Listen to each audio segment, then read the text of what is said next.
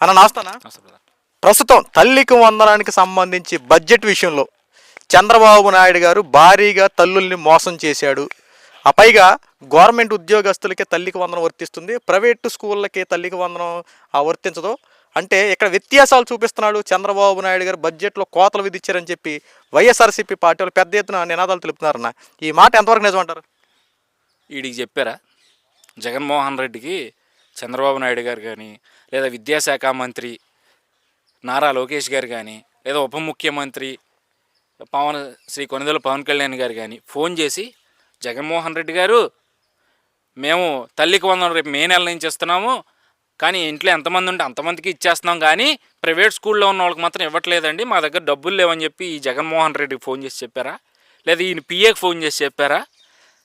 లేదంటే వీళ్ళ ఇంట్లో పెద్దపాలేరు సజ్జల రామకృష్ణారెడ్డికి ఫోన్ చేసి చెప్పారా? నాకు అర్థం కాల. మరి ప్రజలు ఎవరికి తెలీదు, ప్రజలు ఎవరికి వాళ్ళు ఇంకా చెప్పలేదు. మేము ప్రైవేట్ స్కూల్కి ఇవ్వట్లేదు, ఓన్లీ గవర్నమెంట్ స్కూల్కి ఇస్తామని చెప్పి వాళ్ళు ఎక్కడ ప్రస్తావన లేదు.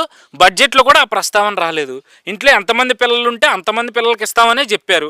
వాళ్ళు ఆ స్కూల్లో చదువుతున్నారా, ఈ స్కూల్లో చదువుతున్నారా అని వాళ్ళు ఎక్కడ ప్రస్తావన చేయలేదు. సో వీళ్ళకేంటి నొప్పి? గుడ్డు పెట్టే కోడికే తెలుస్తుందండి నొప్పి. గతంలో అప్పటి ఐటీ శాఖ మంత్రి గారు అమర్నాథ్ గారు డైలాగులు వేశారు కదా, కోడి ఇప్పుడే గుడ్డు పెట్టింది, అది పొదగాలి, పిల్లని చేయాలి, పెద్ద అవ్వాలని చెప్పి గుడ్డు సామెత చెప్పారు కదా. మరి ఇప్పుడు ఆ గుడ్డు సామెతలు ఇప్పుడు గుర్తు రావట్లేదు వీళ్ళకి. నాకు అర్థం కావట్లేదు అసలు వీళ్ళు ఎందుకు ఇంత అబద్ధ ప్రచారం చెయ్యడం, ఎందుకు ఈ అబద్ధాన్ని వీళ్ళు పదే పదే మోసి మోసి మోసి వీళ్ళ భుజాలు కందిపోతున్నా కూడా వాళ్ళు ఇంకా అబద్ధాన్ని అనే బాధ్యతలను ఎందుకు కింద దించుకోవట్లేదు? ప్రజలు గ్రహించే మన అబద్ధాలను పట్టించుకోకే మనల్ని కనీసం ప్రతిపక్ష నాయకుడిగా కూడా గెలిపించలేదే. కనీసం ఇప్పటికైనా మారి కనీసం 10 మాటలు మాట్లాడితే ఒక 5 నిజాలు చెప్పి 5 అబద్ధాలు చెప్దాము అన్న ఇది కూడా వీళ్ళకి రావట్లేదు. అంటే ఈ ఆలోచన కూడా వాళ్ళకి రావట్లేదంటే అసలు ఏంటో వీళ్ళ ధైర్యం నాకు ఈ రోజుకి అర్థం కావట్లేదండి. ఇప్పుడు చంద్రబాబు నాయుడు గారు కానీ, ఆ పార్టీ మంత్రులు కానీ, అప్పుడు ప్రతిపక్ష నాయకులుగా ఉన్నప్పుడు ఆ పార్టీ నాయకులు, టీడీపీ నాయకులు కానీ, జనసేన నాయకులు కానీ, బీజేపీ నాయకులు కానీ ప్రచారానికి వెళ్ళినప్పుడు ఏం చెప్పారు? మీ ఇంట్లో ఎంతమంది పిల్లలు ఉంటే అంతమంది పిల్లలకి 15,000 ఇస్తామమ్మా, కానీ మీరు ప్రైవేట్ స్కూల్లో చదవకూడదు, గవర్నమెంట్ స్కూల్లోనే చదవాలని ఎక్కడైనా చెప్పారా? చెప్పలేదు కదా. ఎంతమంది ఉంటే అంతమందికి ఇస్తామనే చెప్పారు. చెప్పినప్పుడు వీళ్ళకి బాధ ఏంటి నాకు అర్థం కాదు. అన్న మీరన్నట్టు అసలు అమ్మఒడి మే నెలలో ఇస్తున్నారు, ఇంకా అది అమ్మలో కూడా కాలేదు, ఇంకా టైం ఉంది, ఇంకా 1 నెల 2 నెలలు టైం ఉంది. అయినా సరే ఇంతలోనే ఈ దుష్ప్రచారాలు చేయడం వల్ల వైసీపీకి ఒరిగేది ఏంటంటారు అసలు? అంటే మొన్నటి వరకు ఏంటంటే కూటమి పార్టీ ఏం చేసింది, దీని మీద ఒక లెక్కలు తెప్పించుకుని ఆ రాష్ట్రంలో ఎంతమంది ఉన్నారు పిల్లలు, ఎంతమందికి ఇవ్వాలి, మన దగ్గర బడ్జెట్ ఎంత ఉంది, ఆ బడ్జెట్ని ఎలా అలొకేట్ చేయాలి అనే దాని మీద చర్చలు జరుపుకుని దానికి కొంత సమయం తీసుకుంది. సమయం తీసుకుంటున్న సమయంలో వీళ్ళు ఏం చేశారు, ఎత్తి చూపించింది కూటమి పార్టీ. పేద ప్రజలకి ఏదైతే అమ్మఒడి కింద తల్లికి వందనం అనే పథకం ఇస్తానని చెప్పి మోసం చేసింది. అసలు సూపర్ 6లో ఉన్న పథకాన్ని ఇవ్వట్లేదు. చంద్రబాబు నాయుడు గారు ఎక్కడ ఉన్న మాటను తీసుకొచ్చి డబ్బులు లేవు మేము ఇవ్వలేమని చెప్పి చేతులు ఎత్తేసాడు చంద్రబాబు అని చెప్పి దుష్ప్రచారం చేశారు మొన్నటిదాకా.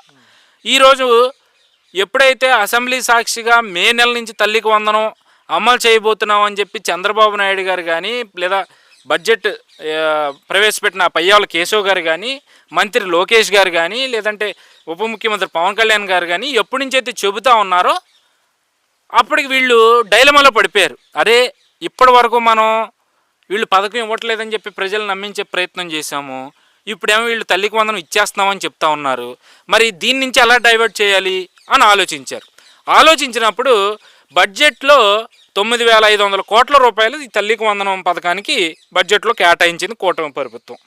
కానీ వీళ్ళు చెప్తున్న లెక్క ఏంటి, 12,000 చిల్లర, 12,500 దాదాపుగా కోట్లు కావాల్సి వస్తే వీళ్ళు కేవలం 9,500 కోట్లు కేటాయించారని ఒక పాయింట్ని అందుకుంది.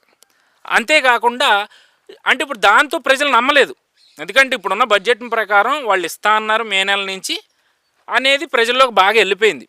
ప్రజలు నమ్ముతున్నారు కూటమి పార్టీ మాకు డబ్బులు ఇవ్వబోతా ఉంది, ఇంటిలో ఎంతమంది పిల్లలు ఉంటే అంతమంది 15,000 వస్తాయని చెప్పి ప్రజలందరూ గుండెల మీద చేతులు వేసుకుని ధైర్యంగా ఉంటున్న సందర్భంలో ఆ ధైర్యాన్ని జడగొట్టాలని ఇప్పుడు కొత్త స్కెచ్ చేసింది ఏమని, ప్రభుత్వ స్కూల్లో చదువుతున్న పిల్లలకు మాత్రమే ఈ పథకం వర్తిస్తుందని చెప్పి కూటమి ప్రభుత్వం చెప్తుంది అని వీళ్ళు అబద్ధ ప్రచారాన్ని లేవనెత్తారు. మరి ఇది ప్రజలు నమ్ముతారా? గతంలో ఈ అబద్ధ ప్రచారాలు నమ్మే కదా మోసపోయి అతనికి ముఖ్యమంత్రి పదవి ఇచ్చింది. మళ్ళీ తిరిగి ప్రజలు అదే అబద్ధ ప్రచారాలను నమ్మి జగన్మోహన్ రెడ్డి చెప్తున్న మాటలు నిజం అనుకుని కూటమి పార్టీని దూరం చేసుకుంటారా ప్రజలు? ఆల్రెడీ ఇప్పుడు జరిగిన ఎమ్మెల్సీ ఎన్నికలు చూసాం మనం.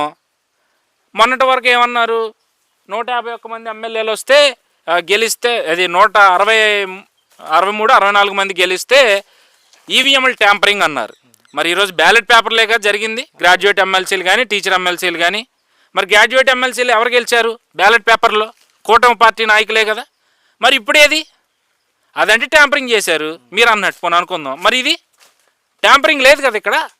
సో అంటే ప్రజలు ఎవరి పక్షాన ఉన్నారు? చదువుకున్నవాడు ఏమో ఆలోచిస్తున్నాడు ఈరోజు, మాకు కావాల్సింది పప్పు బెల్లాలు కాదు, మాకంటూ మా కాళ్ళ మీద మేము నిలబడాలనుకుంటా ఉన్నాము, మాకనేది ఒక ఉపాధి కల్పన కావాలి, ఆ ఉపాధి కూటమి పార్టీ చూపిస్తుంది అని కూడా ప్రజలు నమ్ముతూ ఉన్నారు.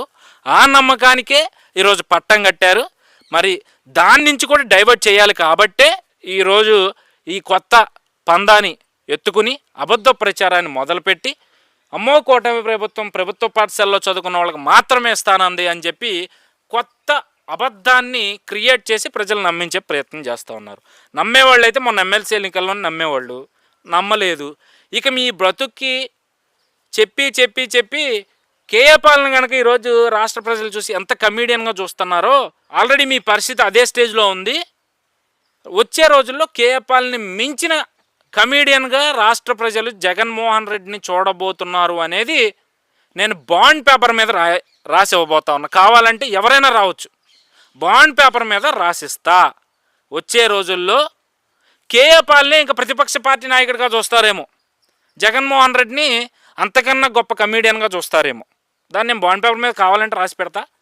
సో ఏదేమైనా తల్లికి వందనం అనే పథకం ఖచ్చితంగా 100కి 100 పాళ్ళు అర్హులైన ప్రతి ఒక్కరికి అందుతుంది. ఇంట్లో ఎంతమంది పిల్లలుంటే అంతమంది పిల్లలకి 15,000 చొప్పున, ఇంట్లో ఇద్దరుంటే 30,000, నలుగురుంటే 45,000, అలా ముగ్గురుంటే 45,000, నలుగురుంటే 60,000 రూపాయలు. ఇంట్లో ఎంతమంది పిల్లలు చదువుకునే పిల్లలుంటే ఆ చదువుకునే ప్రతి ఒక్క పిల్లకి కూడా 15,000 రూపాయలు కూటమి పార్టీ ఖచ్చితంగా అమలు చేసి తీరుతుంది. నేను చాలా ఘంటాపదంగా చెప్పగలను. కూటమి పార్టీ మీద ఉన్న నమ్మకం నా నోట్లో నుంచి రావడం కాదండి, యావత్ 6 కోట్ల మంది ఆంధ్ర రాష్ట్ర ప్రజల మనోభావం కూడా ఇదే. రేపు ఇంకెంత మే నెలకి ఎన్నో రోజులు లేదు, 2 నెలల సమయం ఉంది. మే నెల మధ్యలోనో చివరిలోనో తల్లికి వందనం డబ్బులు రాష్ట్ర ప్రజల అకౌంట్లో పడతాయి. పడిన తర్వాత జగన్మోహన్ రెడ్డి ఇప్పుడు చేస్తున్న ప్రచారం కూడా ప్రజలు మర్చిపోయి హ్యాపీగా వీళ్ళ లైఫ్ వీళ్ళు గడుపుతారు. జగన్మోహన్ రెడ్డి మాత్రం తడిగొడ్డు నెత్తి మీద వేసుకుని చేతులలో నెత్తి మీద పెట్టుకుని కుర్చీలో మొండమోపులా కూర్చుంటాడు. ఇది మాత్రం 100% వాస్తవం. ఓకేనా?